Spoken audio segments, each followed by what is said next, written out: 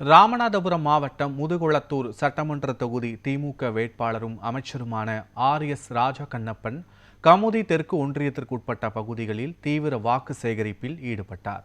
ராமநாதபுரம் மாவட்டம் முதுகுளத்தூர் சட்டமன்ற தொகுதியில் திமுக சார்பில் அமைச்சர் RS ராஜகண்ணப்பன் வேட்பாளராக போட்டியிடுகிறார். இந்த நிலையில் முதுகுளத்தூர் சட்டமன்ற தொகுதி கமுதி தெற்கு ஒன்றியத்திற்குட்பட்ட பௌந்தம்புலி, வாழவந்தாள்புரம், ராணி சேதுபுரம், முத்து செல்லராபுரம் உள்ளிட்ட பகுதிகளில் உதயசூரியன் சின்னத்திற்கு ஆதரவாக தீவிர வாக்கு சேகரிப்பில் ஈடுபட்டார். அவருக்கு கிராமத்தினர் மேளதாளம் முழங்க பட்டாசு வெடித்து ஆரத்தி எடுத்து உற்சாக வரவேற்பு அளித்தனர்.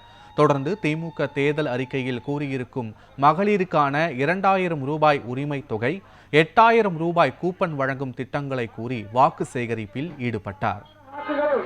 நமது வெற்றி வேட்பாளர் RS ராஜகண்ணப்பன்